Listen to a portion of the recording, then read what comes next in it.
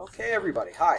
We are live. This is Professor Nathanson, and this video is being recorded for my trademark and branding class fall of 2019 here at St. Thomas University. So we have a live studio audience here, but this will also be on YouTube. So a caution to the students who are presently in class, whatever you say or whatever we discuss may be memorialized for posterity for future classes to take advantage of. Our topic for today, this is a training session on how to do basic knockout searching. I want to make a brief lecture at the beginning based on Mr. Bessinger's article along with Jennifer Inslee-Pruitt and Catherine Lyon-Dayton on kind of the manner of searching, why do we search, and some of the ethical issues that arise in searching. That'll serve as a backdrop for what we do today as a group. First of all, what is a search? A trademark search is done in order to find out if it's okay for your client to register and use a particular mark in a particular area, right? So if your client's going to start use in the United States, you might be doing some sort of knockout and perhaps later full trademark searching. And again, the purpose is multifold. Number one, is the mark clear for your client to use? That requires finding out if there's any senior users, either at common law or in registration, who have prior rights that may prove an obstacle. A second, can you register your client's mark? That's another purpose as well. And in the project you're going to be doing, you're going to be considering several of those things. Is your client's mark registrable? Can your client safely use the mark? And also how strong your client's mark is. Now, I'm not going to get into the minutia of the details of the project right now. We've done that in class, and we'll talk about that more in future classes. Let's talk a little bit more about searching. There's two main kinds of searches. The first one is a knockout search. The second kind is a full search. A knockout search is not intended to give your clients a thumbs up. A knockout search is simply for the purpose of finding out quickly and inexpensively, is your client's chosen mark clearly knocked out from registration or use by some pre-existing use belonging to a senior third party? So knockout searching is actually in practice quite basic, quite quick. It's not something you would typically write a memo on. It's not something you would spend hours and hours and hours agonizing over. The goal of this is to find out if you're knocked out. So for example, if your client comes to you and says, I'd like to use the word Nike for my athletic shoes, right? Well, obviously in the real world, you'd say, are you insane? That one's already taken. You can't use it. You're knocked out. But maybe your client comes to you with a mark that you've never heard of before, right? And you go on to the trademark and a trademark office database, and you search it, and you find out that exact mark has already been registered for the same or very highly similar goods, and it's already being registered, right? You may similarly conclude that your client's mark is knocked out. And your advice may be, dear client, I hope you didn't have your heart set on this mark, but it appears that somebody has valid prior rights to yours. Rather than wasting time trying to develop a brand that may be infringing on a senior user, why don't you try again? What other marks do you have in mind? And we'll search those. That's a knockout. That's not something that's intended for you to do a long memo on or spend hours and hours in searching. What you would spend hours and hours searching is if you ever do a full trademark search. See, I have one of those pulled up here. And a full trademark search, if you look on the bottom of the page, you'll see that this is a almost 200-page long document. Doing full searches is usually something you do in connection with a search company, such as Thomson CompuMark, and you would call them up and say, I'm a lawyer, I have a client, my client's thinking of using the following mark for the following goods and services. And what they'll do is they have experts that put together a search for you that will show you all sorts of useful information. And it'll be pretty extensive. For example, they'll give you reports on what's in the USPTO database, what is registered with state trademark registration databases, what's available on the web via common law uses, common law business name uses, other online database and internet domain name reports. So for instance, your client might want to know if there's any domain names out there that are already using the same or a similar name to their chosen mark. And then when you go through the search, you'll see their search strategy. Let me show you here.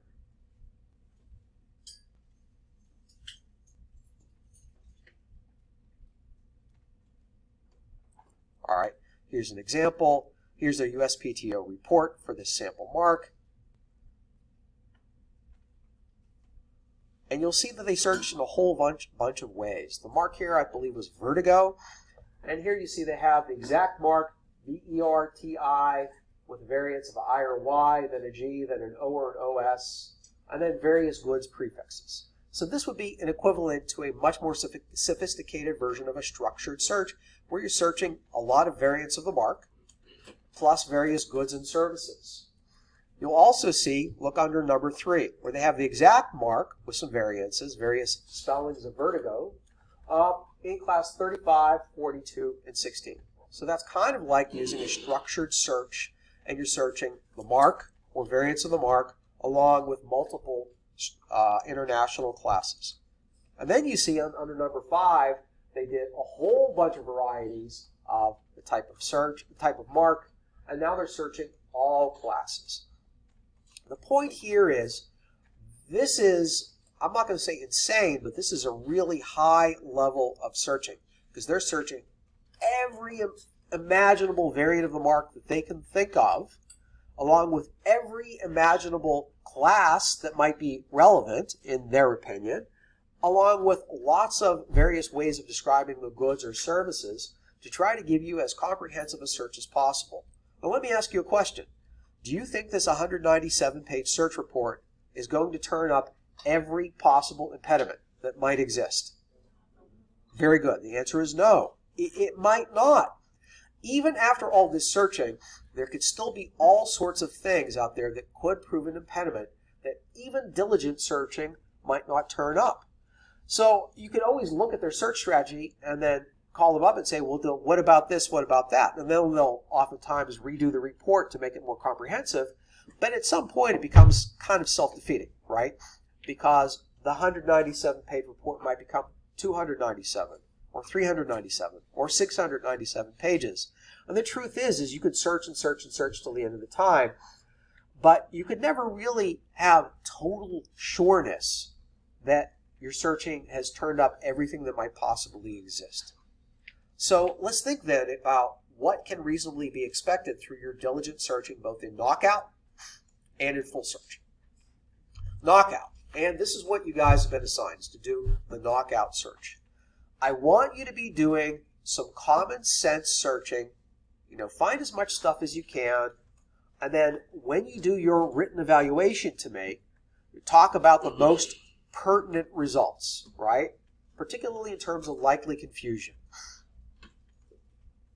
So in your searching, you might come up with dozens and dozens and dozens of potential hits, but it may not be necessary for you to talk about dozens of hits in your actual memo to me. Maybe talk about the most pertinent ones, the ones that are most likely to be an impediment.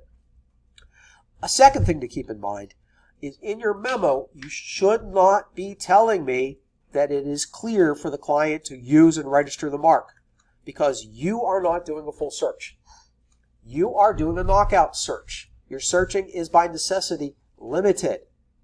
Even though a full search doesn't turn up everything that might possibly exist, I can guarantee you that a full search will be far more comprehensive than anything you could do on your own, poking around Google and poking around the USPTO database.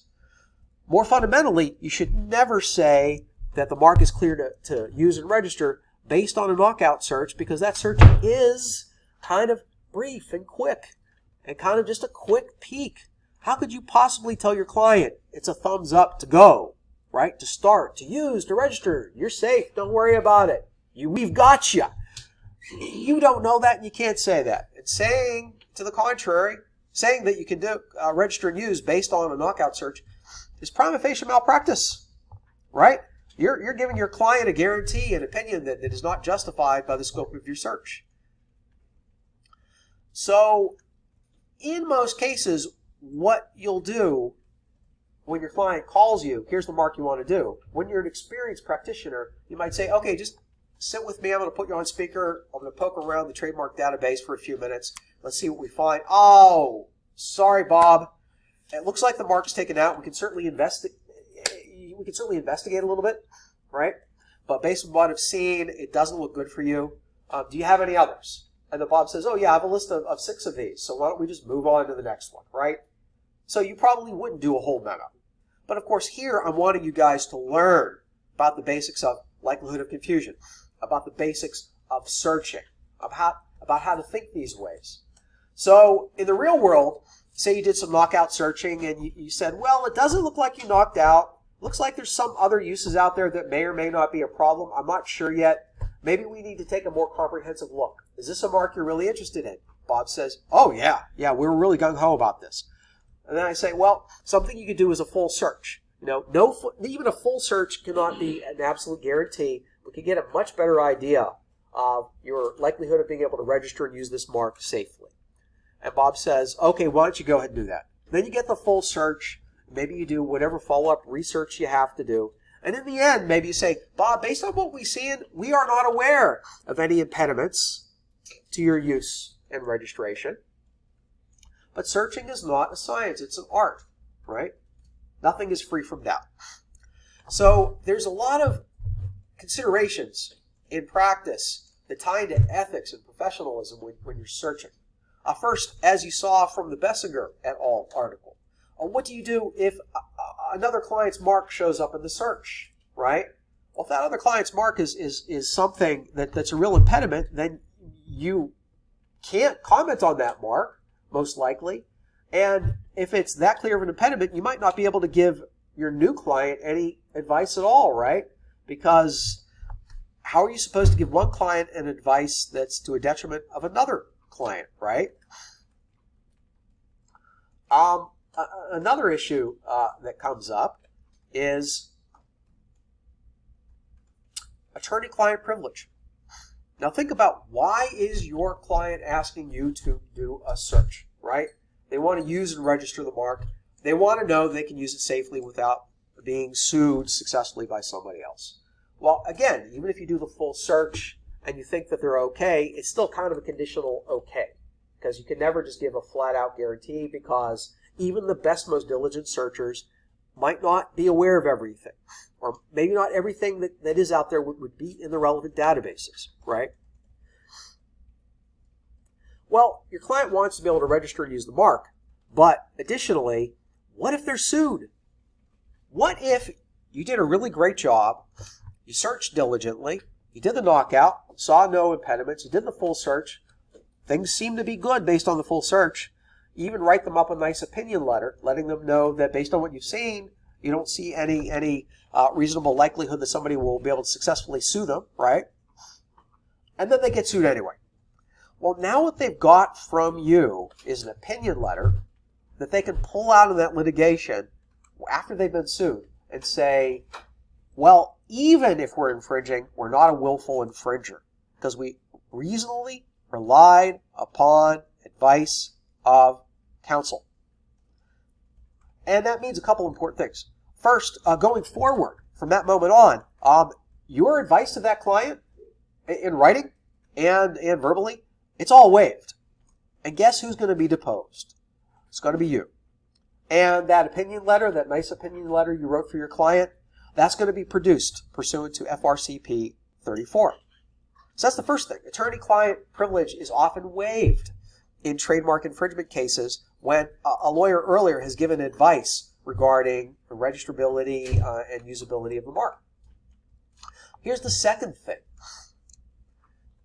You should know when you're giving that advice that someday your client possibly could be sued and you could be a witness in that litigation, which means whatever advice you give your client has to be well thought through and reasonable advice.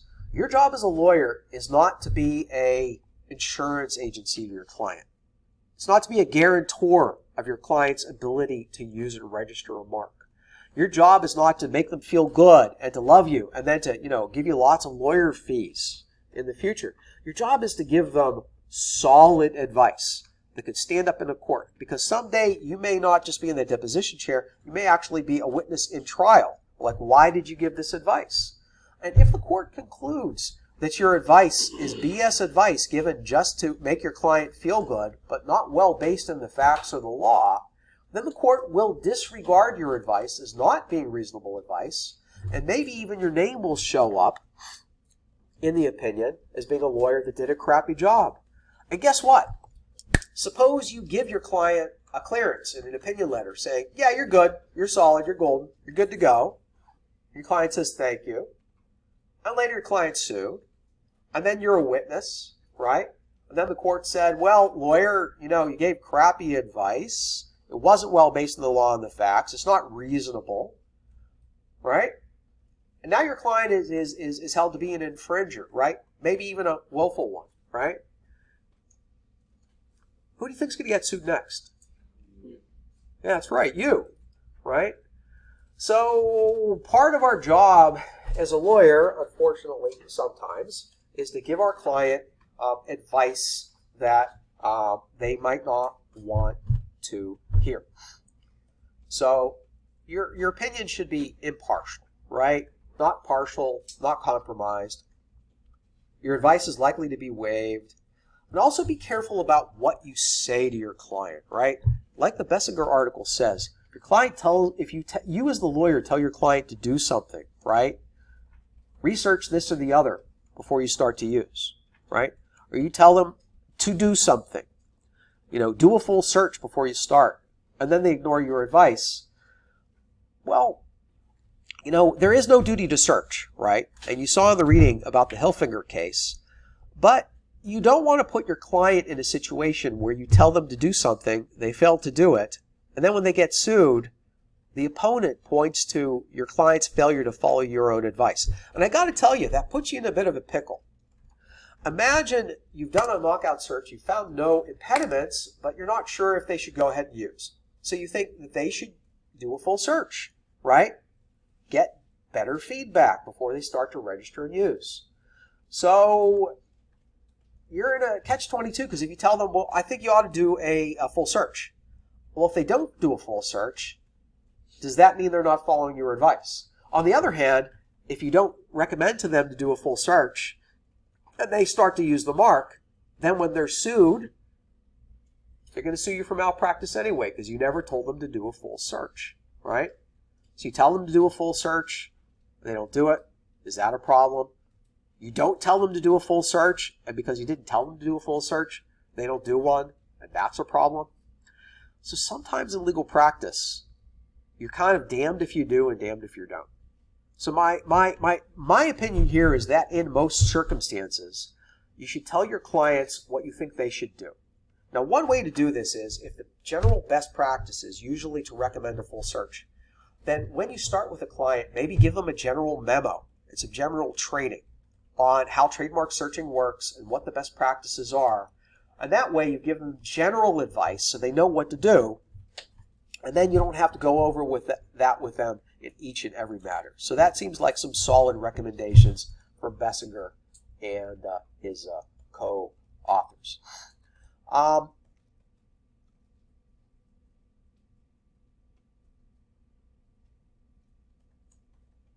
Trying to remember, there's another thought in my head.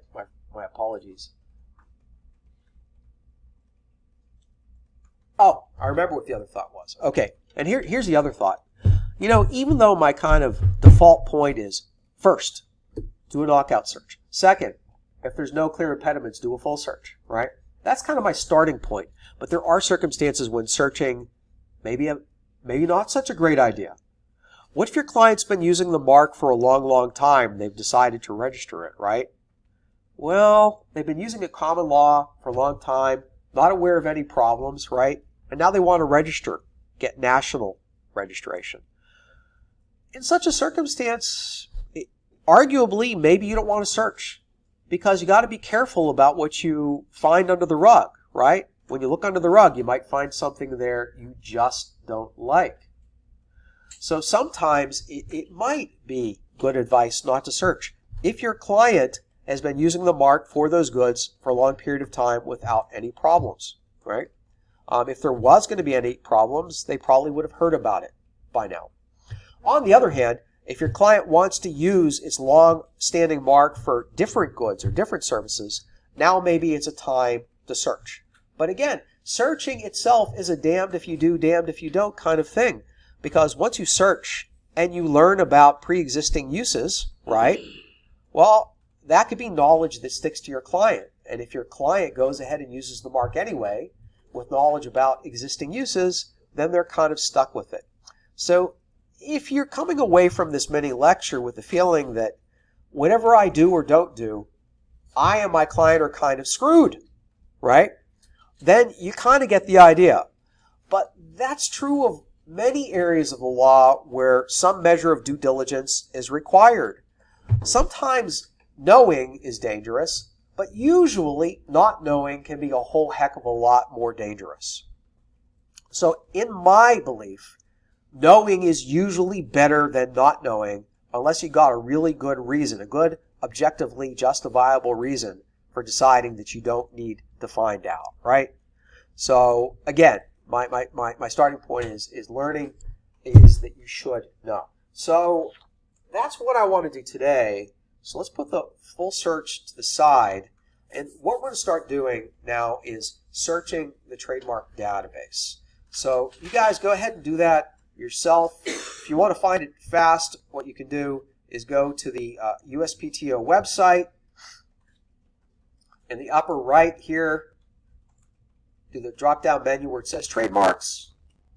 Click or tap on tests.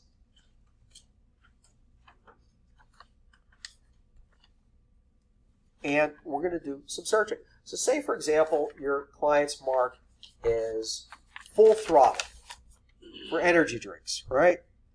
Well, as a starting point, let's just start off with a basic word search mark. So Full Throttle. There we go. And hit enter. And you'll see that I came up with 160 records.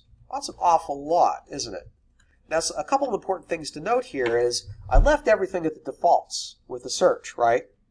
But if you look at this drop down, you can search by the word mark, the serial registration number, the owner name and address, or all. Usually I just search by the word mark, right, if I'm doing mark searching. But sometimes you might want to look up and find out if one entity, say like Apple, how many marks does Apple own, right? Or how many registrations and applications does it own?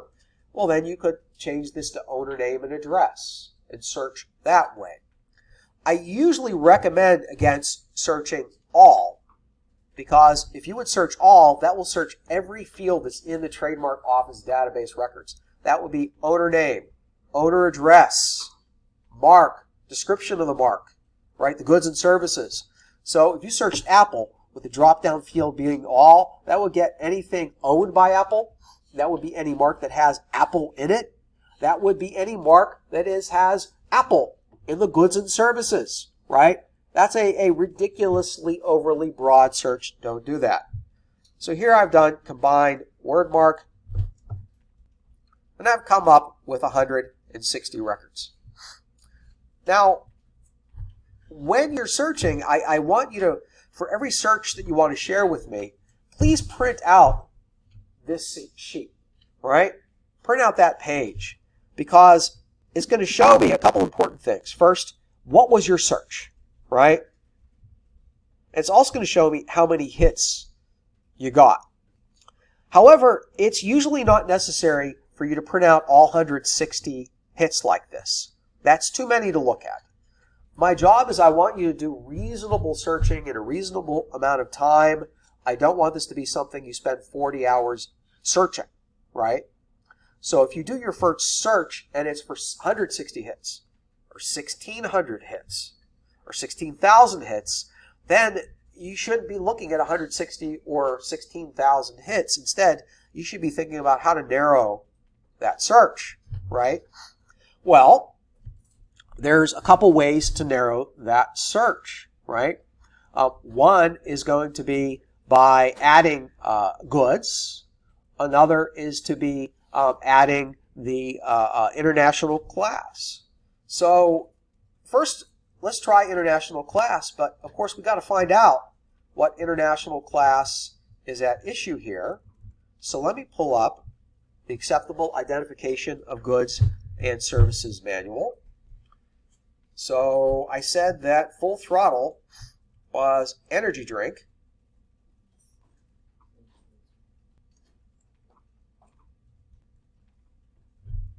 And so I'll go to the Acceptable ID Manual, and I'm going to want to find out what the relevant class is for an energy drink. And I'm just going to start off with energy drink. That might or might not be in the database. Turns out that it is. And here, class 032 is used for energy drink. That is an A, sort of active class. I might want to ask my client more about their energy drinks, right? Hopefully you did that with your registration project. If it's an alcoholic energy drink, class 33, right? Milk-based, class 29, right? So I'd want to know, is it an energy drink, say like, what's it called? What's it that you guys drink too much? Red Bull? Yeah, oh, you perked up. Yeah, like Red Bull or with a 5-hour energy drink. You remember that case, right? Yeah. Or is it something like a protein powder? And you should also here start thinking about what classes might cause confusion. You know, would Full Throttle for energy drink infringe on, say, Full Throttle for, say, a protein powder used by weightlifters to make shakes? It just might, right? So even if your client is telling you that, oh, we're not making protein powder, you as the lawyer should be thinking proactively that if my client sued, what classes might be relevant. Think about this. This is important. In Project 2, you were thinking about what classes should I register in. But now you should be thinking about what classes might sue my client for infringement, right? If a highly similar mark was used by somebody who used goods in another class that's close enough to lead to a likelihood of confusion in light of all of the Polaroid or Sleekcraft factors, right? So think about those classes as well. Zach. Yeah, I think that it was more so pre-workout that you would be calling Full Throttle rather than like a protein shake. Because like protein would be, I don't know, I'll think of a different name, but Full Throttle kind of speaks to pre-workout. Because that's what it gets you before the workout. Okay, so you're thinking in terms of branding, protein shake that you use before the workout, Full Throttle might be a good name for it, but afterwards, not so much because you want to chill. Yeah. Chill, build and repair. Yeah, well, before the workout it's build, after it's repair. Yeah. So what I'm going to do here is we've got 032 as a starting point, but I'm going to show you some cool stuff. So let's go back to the search itself. All right. Now I'm going to go back. Now actually, here, I'm going to show you right here. Once you get versed in this, you can actually go in there and edit it. You see that? You can go to that little drop-down box and add ands, ors, add other fields. But we're not quite there yet. So let's just go back here. Now, when you're in the basic search, you can't add classes to the mark. You can't search both, right? So what you do is you go back, and we're going to do a structured search. That's the second choice. And you'll see that you can put in up to 2 search terms, actually more than 2, because I'm going to show you a trick. You can choose your field, and then choose your logical connector, such as or and. So in the first field, I'm going to put Full Throttle. And then in the drop-down, I'm going to say basic indexed. That's what you want to do, basic index. That's for the mark. And then down here in the second field, I'm going to put 032, because that's the international class, right? I thought that's the most pertinent one. And I'm going to drop down. And please, when you're playing at home, don't make this mistake, because I see people do it every year. What field should you use here? Goods and services or international class? International class. If you wanted to put an energy drink, then you would use goods and services, right? So we're almost there, but we need to do one more thing. Should that be an or an and? Be an and. See, let's start off with an or and see what happens. We get lots of hits. 158,000. You know why? Because look at this search. We're searching for any mark that's got full or throttle. Yeah, full or throttle or full throttle, right? We're additionally searching everything that's in class 32, because it's this mark or class 32. So I could fix this by changing this to and. And I'm going to hit enter. Now we're 176 hits. Okay? Or we could do it by going back to the search itself and change the operator from an or to an and. And note, you can also have things like not. I actually don't know what XOR is. Maybe there's some logician in the room who knows. And or. Yeah, what is? Like X could be and then or. And or. Is that what it means? Maybe. I honestly don't know. I don't know. I usually use or and, usually just and we're going to get to the same, we should get to the same result, 176 hits. Now I'm going to show you an additional neat thing that you can do. All right? What if you wanted to search both 32 and 33? Any ideas how we could search 32 and 33 at the same time? You mean like a comma? See, what we do that. I actually don't know what happens if we use a comma. Probably just blow up. Yeah, I don't even know what that means. Comma. Well, I'm just going to tell you. Think about it.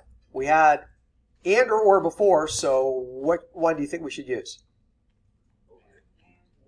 Now, let's see what happens if we do and.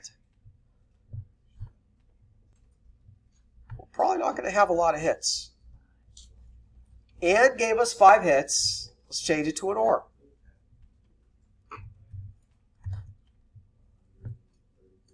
$247 records.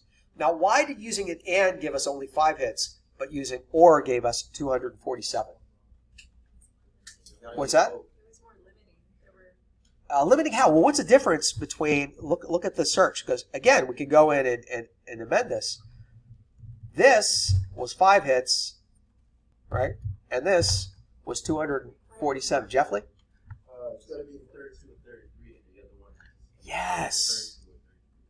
When this word here, I have to stay close to the mic. That word is an and. That means you want something that's got either full or throttle or full and throttle in the mark. And it's got to be in both classes 32 and 33. Now, is it possible that some of these marks are registered in both classes? Yeah. Might some of them be an alcoholic energy drink as well as a regular old energy drink? Yeah, sure. Why not? Think about it. Lots of goods are registered in multiple classes. Think of like, NFL merchandise or Nike merchandise. There would be stuff in classes for clothing and sporting goods and all kinds of stuff, right?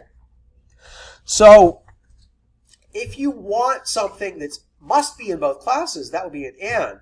But if you want to expand it, make it an or. Now here I'm going to try something else.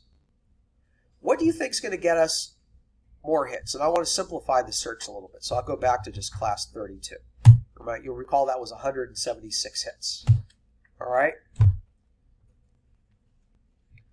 wonder what would happen if we said full and throttle. Now we're only 19 hits. You see that?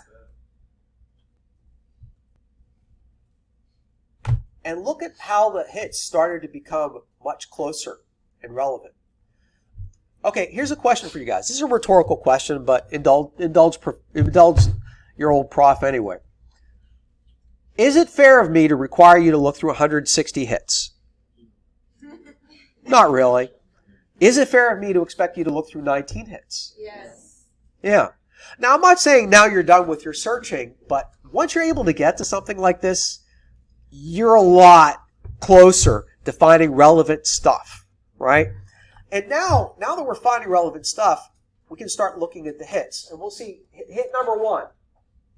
It's got a serial number and a registration number, column, the first 2 columns, or the second and third column. And in the right-hand column, it's live, not dead, right? That means this is something that was applied for, was registered, and it's still a live registration. Look at hit number 3, Full Throttle Frozen Fury. Applied for, serial number. Registered, it's got a red number, but on the right, it says it's dead. Now, in a minute, we can look at the hit itself to get more details, right? If it's dead, does that mean your client is clear and free? Not necessarily, because there could still be common law rights. So don't ever take complete comfort that you find something that's either an abandoned application or that you have a registration that expired, right? There could still be common law rights out there. That's another common rookie mistake. To say the mark is okay because the registration expired or the application was abandoned. No, you don't know that. There could be common law rights, and I can tell you that companies have been successfully sued for tens or even hundreds of millions of dollars for trademark infringement based on a prior common law mark. You saw that in the Bessinger rule, right? Look at hit number 8. Live, full throttle. You'll see an application number, but no registration number. And then on the right it says it's dead.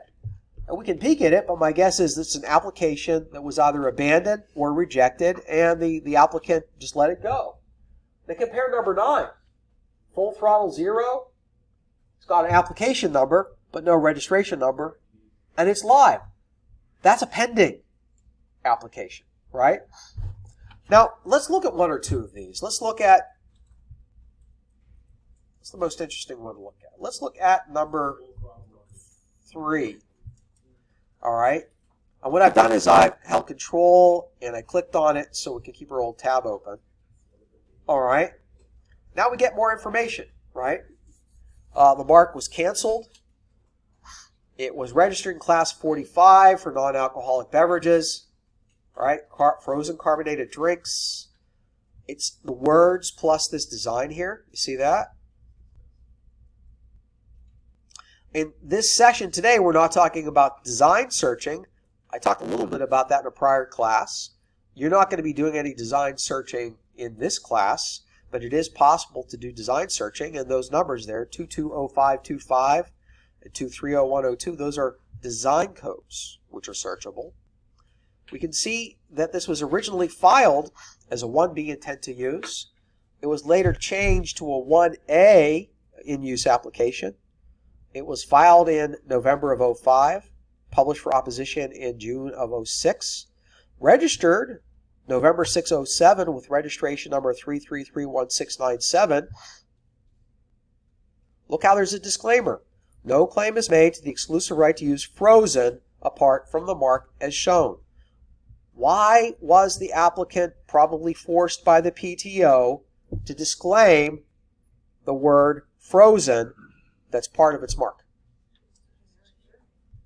Well, lots of generic terms go into marks, right? But there's a better reason.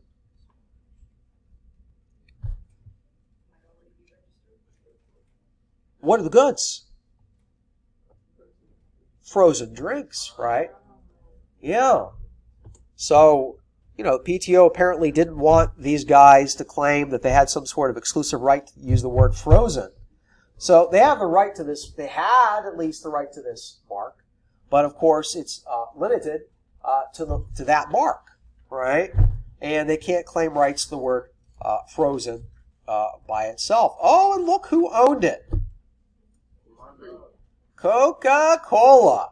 Did the hairs on the back of your necks go up a little bit there? Imagine in your searching you come up with a mark that belongs to a big company. What do big companies often have? Lots of money and lots of lawyers, flesh-eating lawyers, right? And that's actually something that you might want to consider. How big and scary a potential litigant might be, right? Now, this was canceled in 2014. Why do you think it was canceled in 2014? All the information you need to answer this question is on the screen in front of you right now.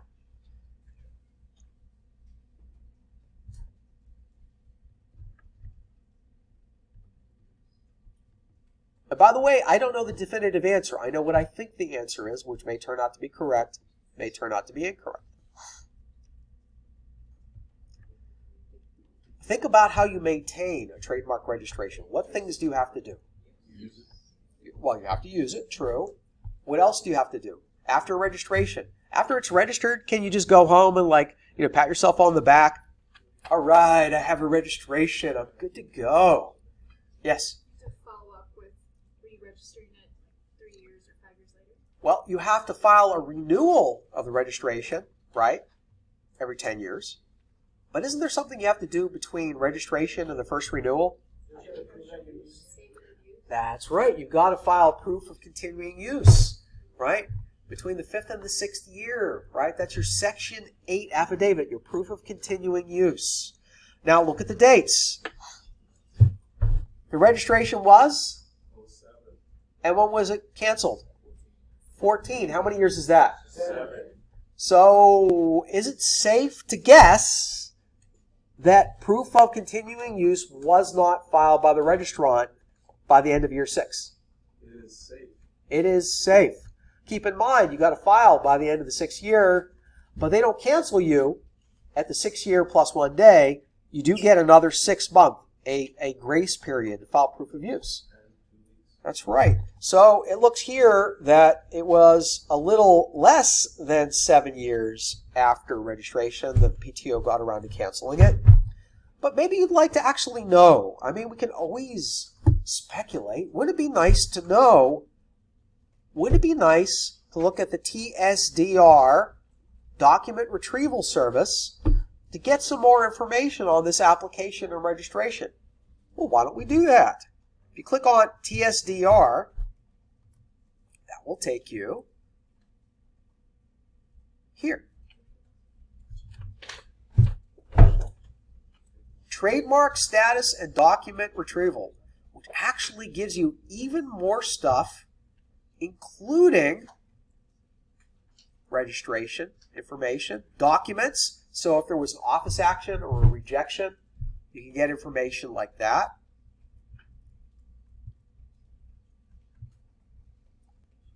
And you get more information here. Look at this under status.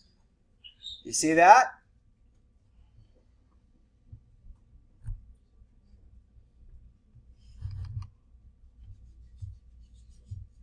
Registration canceled because registrant did not file an acceptable declaration under Section 8. So what we thought it was exactly what it was. Now, I don't know anything about Coca-Cola and its Full Throttle brand. I'm curious, does anybody here ever hear of Full Throttle Coca-Cola? I haven't, but I'm not an energy drink kind of guy, right? Why do you think Coca-Cola didn't file a Section 8? Sanjay? Oh, no. I don't know. I always appreciate an honest answer. Speculate. What's that? It must have not done well. Well, what? Coca-Cola Company not doing well? The The product. Yeah, maybe Coca-Cola just thought, well, this brand isn't doing real well. Maybe it stopped selling the product. Maybe the reason it couldn't file a statement of continuing use because maybe Coca-Cola wasn't, fill in the blank, continuing use, right? And that happens all the time. Marks are regularly created and later kind of dropped. So if you wanted to know more, you'd have to do more searching, more follow-up, more investigation. Let's go back to the search itself. It seems that in this particular search, we're not having any difficulty finding relevant hits, right? But what if you guys are having difficulty finding relevant hits? Is anybody here having difficulty finding relevant stuff? Okay. Well, here's a way to get around it. So what I don't want to do is tell you how to fix it. If by next week you're still struggling, come and see me and I'll talk to you, right? So my door is not shut to you, but I don't want to just say, well, here's how you do it, because then you're not learning. Instead, what I'm going to do is model for you some of the things that you can do. Okay? So say we did a search for full throttle and came up with nothing, right? Sometimes you're going to do a search for your full mark and come up with absolutely nothing. But suppose you have a mark that's got two words like full and throttle. What you can do is search, I'm going to use the term here, formative. You can use formatives of the mark or portions of the mark and search that for your class. And search that for your goods and services, right? So if full throttle is getting nothing for you, try full as the mark. And then search either your international class, right? 032, like I have on the screen right now. Or here, let's try searching the goods. Energy drink. And here I'm going to put it goods and services. See that? And now I'm going to submit the query. And we're going to get 160 hits that have full. Now let's look what happens if we change full to throttle. Now I'm doing it here in the refined search. You see that? You can go ahead and change it. And by the way, here's a little practice tip as you're doing all your work. You can go in there, highlight, and then copy. You should all be paying attention to this. This is an important point. While you're doing your searches, you should probably keep a list of the searches you're doing. So when you get into this field here, you can always highlight the whole thing, copy it, and then paste it into another document and maintain an ongoing list of all the searches you do. Because you're going to be trying so many variants of it, it's going to be very easy to quickly lose track, right? So this is a way you can copy the text, put in the document, and later on you can then copy this text into a memo, right? And then you can say, this search, X number of hits. That search, Y number of hits. So if you do this while you're searching, then you don't have to waste time later on typing it into your memo, okay? Well, anyway, what I was getting at here is you can also change things in this field here. So I changed full to throttle. Full got you 160 hits. Let's see how many throttle gets us. 26 records. All right. Now what's 160 plus 120? What's 60 plus 26? 186. Now let's go here and do full or throttle. And I'm going to submit. And it's not going to be 186. You know why? Some of these hits just have full. Some of them have full and throttle. And there's going to be a few that are going to have throttle by itself. So if you think of it in terms of Venn diagram, 160 hits for energy drink were for full. 26 were for throttle. But when you search them together, it's 164 because some of those hits have both, right?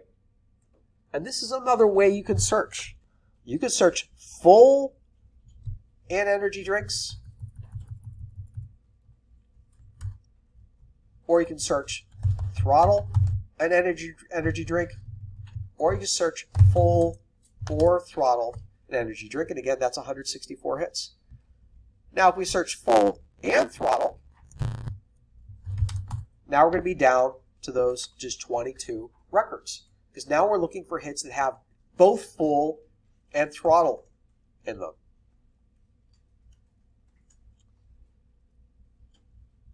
Another way you could search is instead of full and throttle, you could try full throttle in quotations, get rid of the word and here I think it's going to come up with the same 22 hits because all 22 hits have full throttle as a phrase. Now, something you should note here is when you look at this refined search field, you realize you're able to change stuff. So let me highlight that and copy it, and I'm going to go back. I'm actually going to go way back to the beginning of, there we go, search options. And you'll note that we've done a basic search, and we've done a full search, and we've done a structured search, right? You may not realize it, but we've actually been doing free-form searching, and you didn't even realize it. So now I'm going to Control V. I'm going to paste in that search that we just did into that box. You see, once you start learning the templates, the codes that are used, then you can start playing around. So here, I'm going to do full or throttle in BI, that's basic index, and energy drink, goods and services. Guess what I'm going to put next? That's right, and paren 032. And let's see what the code is for international class. That's right, IC. Submit query.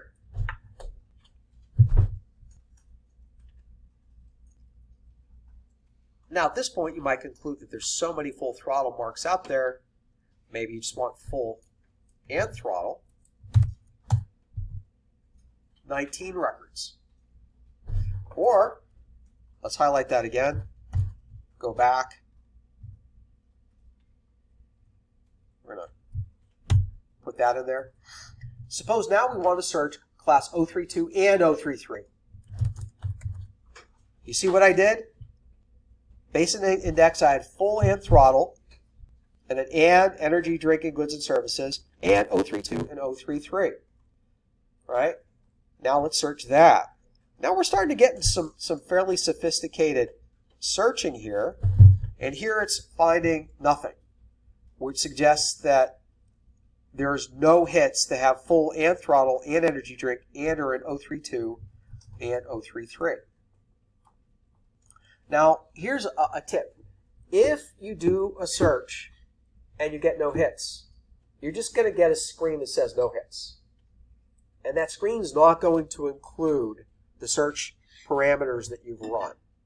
So what you need to do is print that out and either hand annotate it or maybe use a PDF, save it to PDF, and then put onto that PDF what the search was so you have some sort of documentation that I ran this search, but there were no hits, right?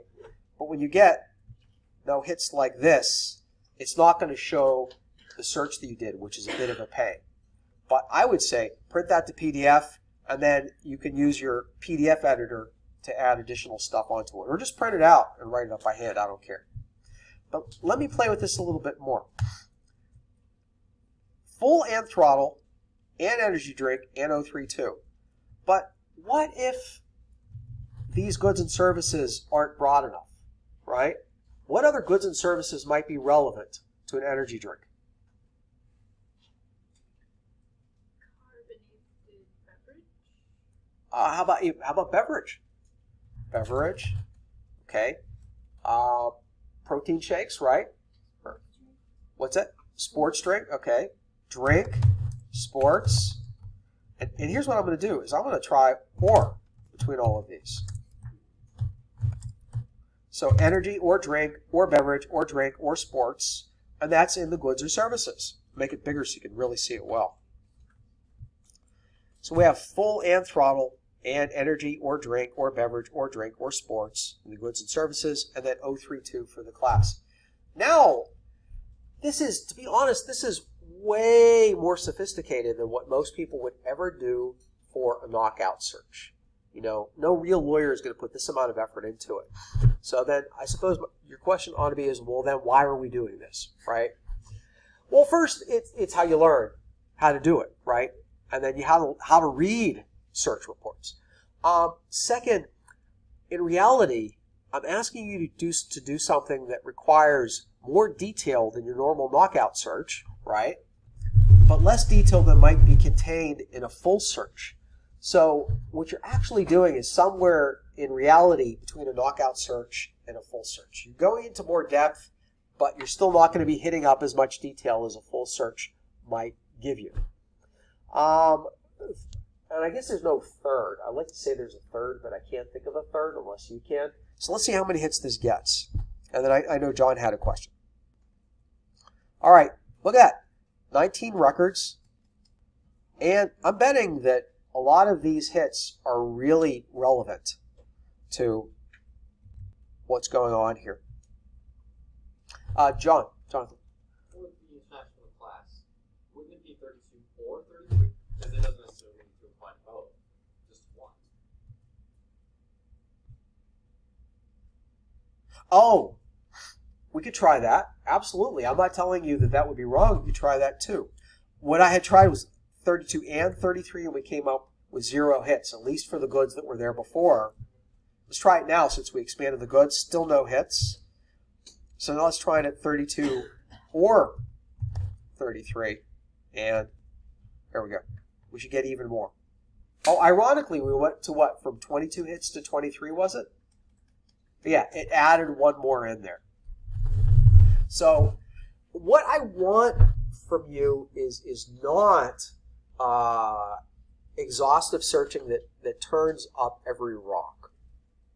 That's not what I'm expecting. I'm not expecting you to learn how to do full searching with the USPTO database. That's beyond what is reasonable to expect from you in terms of time or skill at this point. Instead, what I'm asking of you is do enough searching to show that you're doing thoughtful searching and that turns up a sufficient number of relevant hits that you have something useful to discuss in your memo, which is, among other things, your search report of senior marks that are out there that may or may not prove to be an impediment to the use or registration of your client's chosen mark. So, if you've already found 5, 6 hits that are serious impediments, right, then, and you've shown me that you've done some thoughtful searching to show that you're thinking about the relevant stuff, then that may be a point at which to stop. Now, a converse question is, what if I'm just not finding stuff? Professor, I came to class. I watched your video. I'm searching, and I'm getting nothing. Then please contact me. Please see me. It may be that you're making just a simple mistake in your approach. Maybe if I can point your mind and your work in a new direction, that will help you. And in rare occasions, it may be that there's nothing out there. I doubt that there's nothing out there for you. I've chosen your marks from your client submissions to try to give you marks that will have something out there when you search, right? That's one of the reasons for Project 1, you as the CEOs were prohibited from coming up with something that's just a random string of characters, because that's not something your client, your lawyer will be able to search for you for. I want something that's so unique and fanciful that even a full search would come up with nothing. Well, then you as lawyers have nothing to do for Project 3, right? So for a couple of you, you may recall that I said, well, I liked your submissions. They were very thoughtful. You're working hard. Hope you don't mind. I changed your mark because I want to give your lawyer something that's more feasible for them to work with for educational purposes. Well, now you'll know why this is the purpose. Jeff Lee, I saw you had your hand up.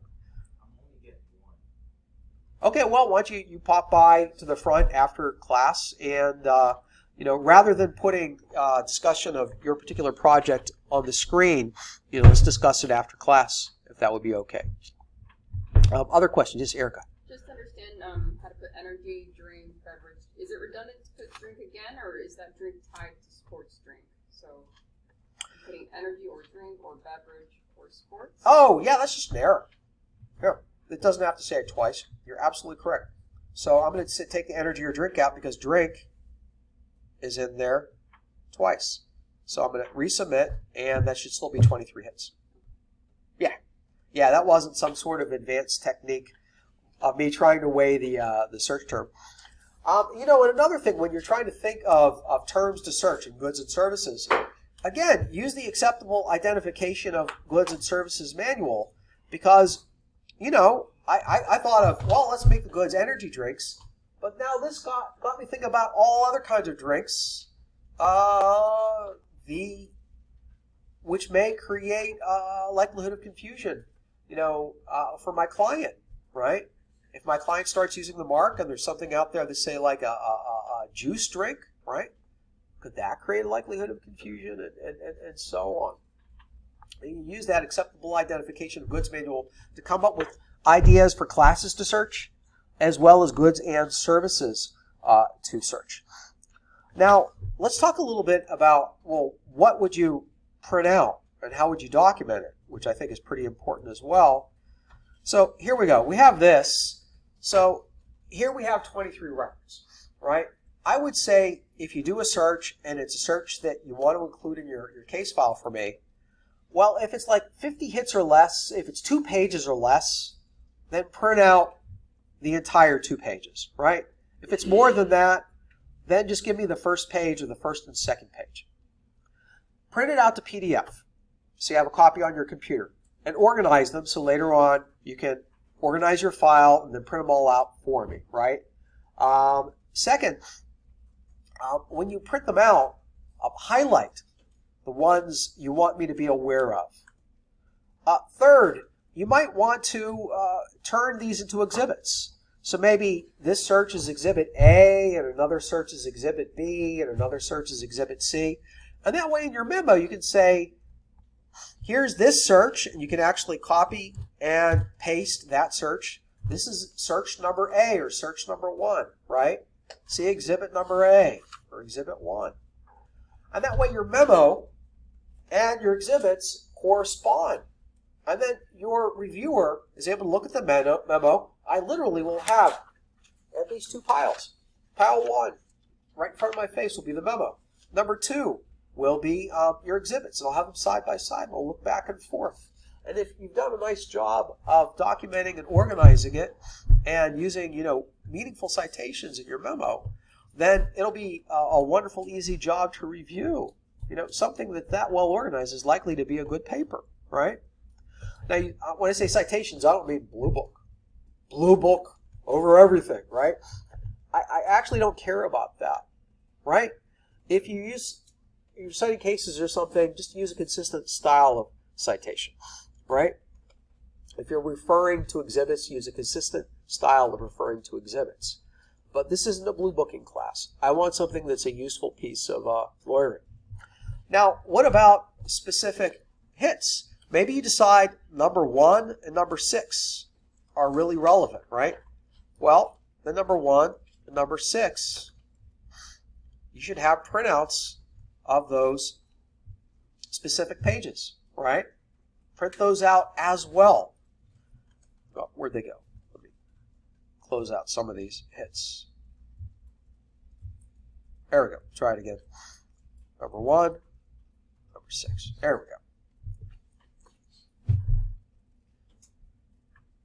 So, print this out. So I don't want to just see the record list. I also want to see this. Now, again, you don't have to print out every single hit. So here we have 23 hits, right? Don't give me all 23 if I don't need to see them. I do recognize that some of the hits will be very duplicative, right? So give me what I need to see so that I can understand your analysis. Look at it this way. You're the associate, I'm the supervising lawyer, and we're doing this on behalf of your client, right? So, but before it goes from the associate to the client, it has to go through your supervising attorney, right? Because you're intelligent, you've got your JD, you're licensed, you've thought about this a great deal, so you will know a lot more about this particular scenario than I do, because you've done the groundwork. But I know a lot more about ethics, trademark law in general, and client management. So it needs to filter through your supervisor before it goes to the client. Now, in the real firm, after you've done this for me a bunch of times, and I have that measure of confidence and comfort in your ability to work with less supervision, right? Then I might say, you know what, you've been doing a good job. Just interface with the client, CC me on stuff, And if you run into a problem or something is confounding you, my door is always open, right? And that's how it was when I was a lawyer. As a baby lawyer, everything had to go through my supervisor. And then after a little while, I could just work directly with a client. And you as a junior lawyer will also quickly get a sense, once you're kind of released to deal directly with a client, that there's some things you can handle on your own and other things you got to go through your boss with, get some feedback on, right? It's part of being a professional and part of being part of a firm and a team. So it involves a lot of judgment. I don't want to see every search that you've done. I don't want to see every page and every hit that you've looked at. Your job, among other things, includes filtering, organizing, prioritizing. I want to see what I need to see. Where the line is between what I need to see and don't need to see, you're going to have to make judgment calls, right? If you're not sure, come and see me and ask me, and then we'll have a context in which I can give you some meaningful feedback. But I'm basically saying that just like in normal class, when I say you guys are professionals, just be professionals. Treat this like a law firm. Be professionals and let's run with it. I'm also wanting you to run with it. Tara. So the serial number versus the registration number, does that always mean if there's not a registration number that it's pending? Okay, look at hit number 1. The question was serial number versus registration number. What's the difference? All right. A serial number is always going to be for any record that shows up, right? Because there's been an application filed. A serial number means that at the minimum there was an application. Registration number means that the application ultimately proceeded to registration. But you also want to be aware of the right-hand column, far right, of live or dead. And that tells you the current status.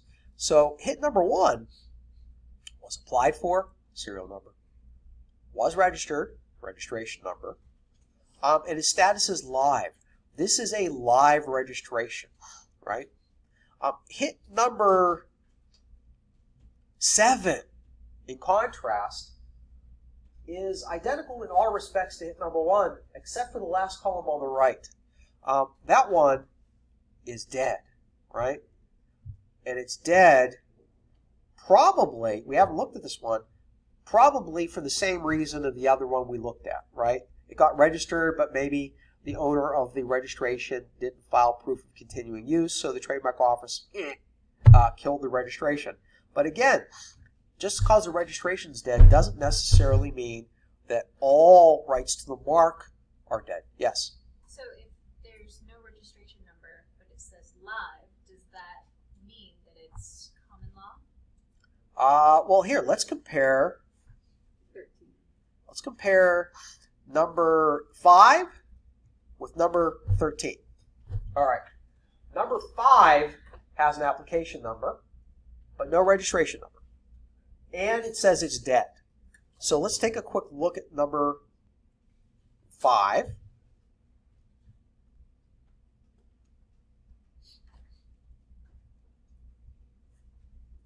Full throttle saloon shine for alcoholic beverages. And it doesn't tell us why it died, but we'll see that the basis for filing was 1B. 1B is what? Intent to use, right? It was filed in 2012, and it was abandoned later that year. So can anybody make a guess as to why that application was abandoned by the applicant? Failure to file proof of use?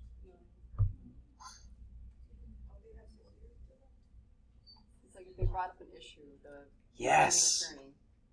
That's right. After you file, usually within 3 to 6 months, you get a response from the examining attorney saying if there's any objections. My guess is that the trademark office must have initially rejected this application based on a section 2D, likelihood of confusion with an existing registration, and probably Mr. Ballard and his attorney probably never responded, allowing the application to die. Now let's take a quick look in the TSDR.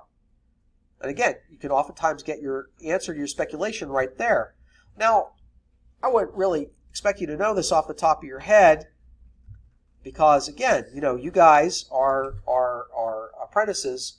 I, as your mentor, I have more experience in this stuff. But here's the reason. Abandoned because the applicant failed to respond or filed a late response to an office action. Right? So, again, the examiner rejected it, and then the attorney didn't respond, probably by choice. If we go to the documents, we can even see the office action outgoing.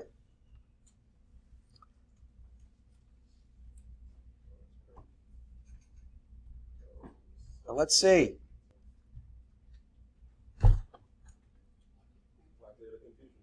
Likelihood of confusion.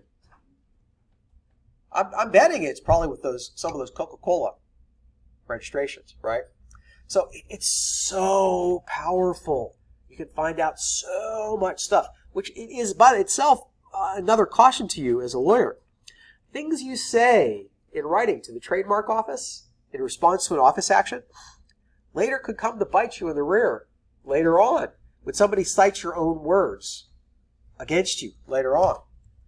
Now, let's compare that to the other one. I think we're comparing 5, Sloot and Shine. All right, number 5 was abandoned for failure to respond to an office action, rejecting that application for likelihood of confusion, to number 13. The difference with number 13 versus number 5 is number 13 is an application, yes. Is it registered? No. But the application is still alive. It's still pending. So let's see what's going on with this one. Who's done it? Let's see. Non-alcoholic beverages. Energy Beverages, LLC. Oh, this is interesting. Did I pull up the right one? Yeah, record number 13. 13, no registration number. Well, this was applied for in 2008. Oh, this is going to be a good one. All right, let's look at the TSDR. All righty. Let's see what the current.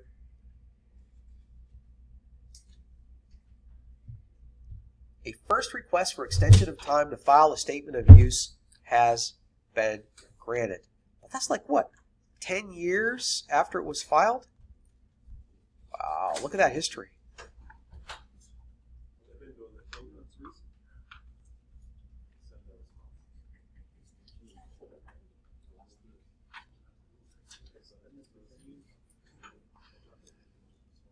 Yeah, that's a really long time. Boy, we want to look at that one some more. That one looks like fun. So I don't have an answer here. I don't want to take up a long time on the video trying to figure it out, but that's really interesting. Other questions? All right, let me look at my list, make sure there's not something I want you guys to know that we haven't already hit. Otherwise, we can wrap it up. Let's see. No. I think it's about it, so give me a second. Let me stop the video. Thank you very much. Let me stop.